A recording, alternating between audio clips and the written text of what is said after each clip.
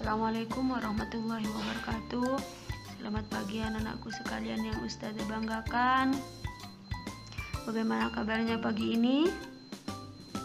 Alhamdulillah kita berjumpa lagi dalam keadaan sehat walafiat. Sebelum memasuki pelajaran, marilah kita membaca doa terlebih dahulu. Semoga pelajaran kita kali ini lancar dan menjadi ilmu yang barokah. Amin. A'udzu billahi minasyaitonir rajim. Bismillahirrahmanirrahim. Raditu billahi rabba wa bil islami dina wa bi Muhammadin nabiyyan wa rasula.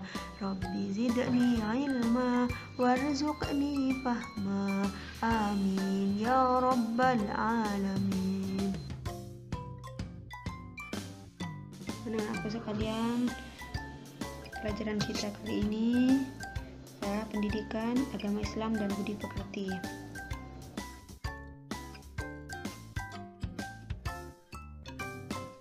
Allah dan Rasulnya. Kompetensi dasar yang akan kita bahas yaitu mengenai mengetahui Allah itu ada melalui pengamatan terhadap makhluk ciptaannya di sekitar rumah dan sekolah. Adapun tujuan yang hendak kita capai setelah pelajaran ini, Ustazah harap kalian mampu mengetahui Allah Subhanahu wa Ta'ala itu ada melalui pengamatan terhadap makhluk ciptaannya, terutama yang ada di sekitar rumah dan sekolah.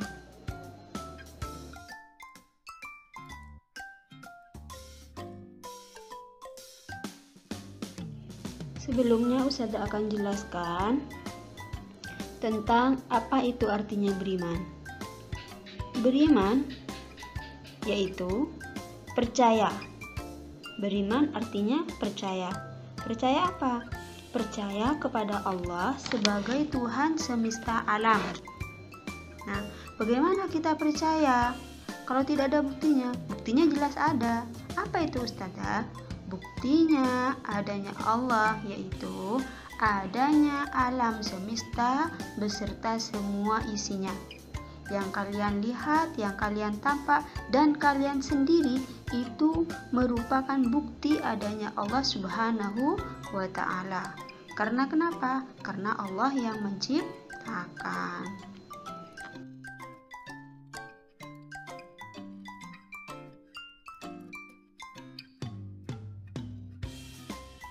Nah, anak-anakku, bagaimana kita mengenal Allah Subhanahu wa Ta'ala? Ada 3 hal yang akan kita bahas kali ini. Cara kita mengenal Allah. Yang pertama yaitu melalui alam semesta.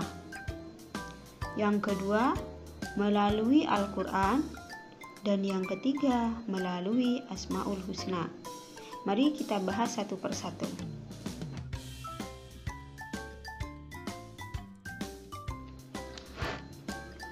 Cara mengenal Allah yang pertama yaitu melalui alam semesta.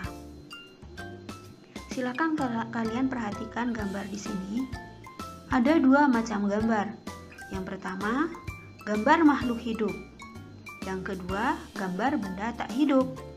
Semua ini ciptaan Allah. Kok bisa Ustazah? Ya jelas, makhluk hidup ini seperti kita, tumbuhan, binatang, itu semua adalah ciptaan Allah. Makhluk hidup ini yaitu sesuatu yang bisa bergerak, yang bisa bernafas, dan bisa berkembang biak dan tumbuh. Nah, itu makhluk hidup, ciptaan Allah. Yang memberikan nafas adalah Allah, yang memberikan kehidupan adalah Allah. Ya. Kemudian yang nomor 2, benda tak hidup. Apakah itu ciptaan Allah? Iya, sama ciptaan Allah. Meskipun di sini ada sisir. Sisir kan manusia yang buat. Iya, tapi sisir itu terbuat dari apa?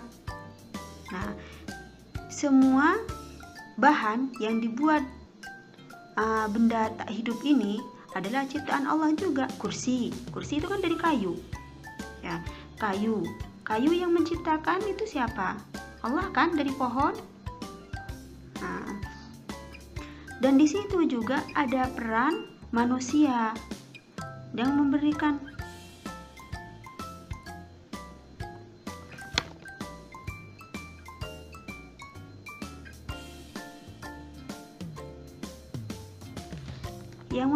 kecerdasan kepada manusia itu siapa? Allah. Nah, jadi di sini makhluk hidup ataupun benda tak hidup semuanya termasuk ciptaan Allah. Sekalipun benda tak hidup ini diciptakan oleh manusia, tapi bahan-bahannya itu kan dari bahan hidup awalnya. Nah, jadi itu juga termasuk ciptaan Allah.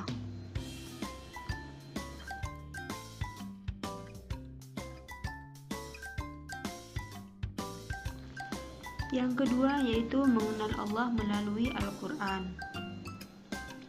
Al-Quran itu jelas jadi bukti keberadaan Allah, karena Al-Quran adalah kalamullah, firman-firman Allah yang menjelaskan tentang kekuasaan, keagungan Allah Subhanahu wa Ta'ala.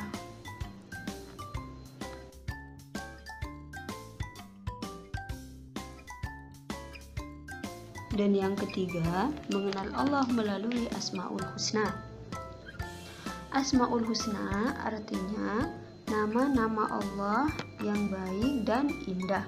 Saya yakin kalian sudah paham ya. Ini pelajaran kelas 1. Asmaul Husna berjumlah 99. Namun yang akan kita bahas kali ini diantaranya ada Al-Basir, ada Al-Adl, dan ada Al-Lazim. 3 yang akan kita bahas.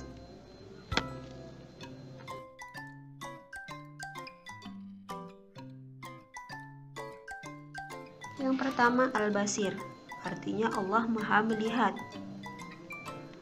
Allah melihat segala sesuatu yang ada di langit dan di bumi.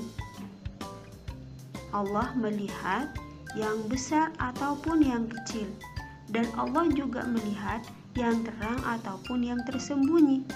Jadi tidak ada yang mampu menyembunyikan diri dari penglihatan Allah.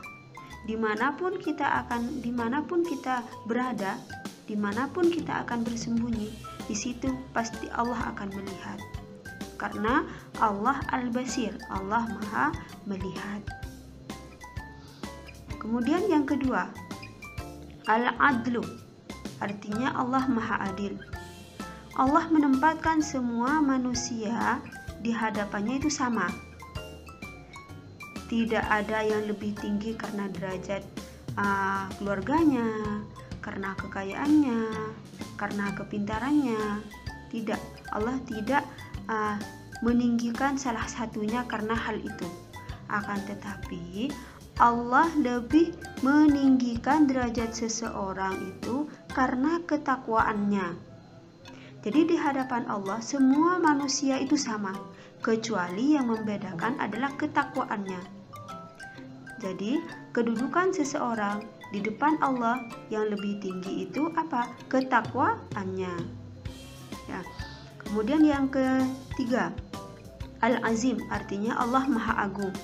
Allah tidak membutuhkan pertolongan. Justru Allah yang memberikan pertolongan kepada makhluknya yang ada di alam semesta ini. Kenapa? Karena Allah sudah Maha Kuasa dan Maha Agung.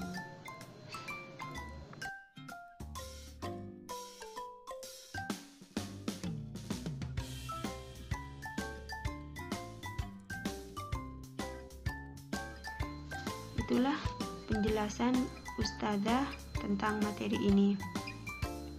Semoga setelah kalian mendengarkan materi ini, setelah kalian mengikuti materi ini, keyakinan kalian semakin besar dan iman kalian semakin bertambah.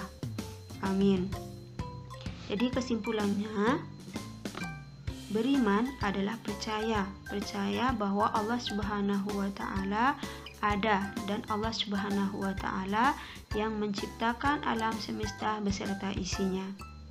Nah, agar kita lebih yakin dengan keberadaan Allah, kita bisa memperhatikan 3 hal. Yang pertama, memperhatikan ciptaan Allah yang ada di langit dan di bumi.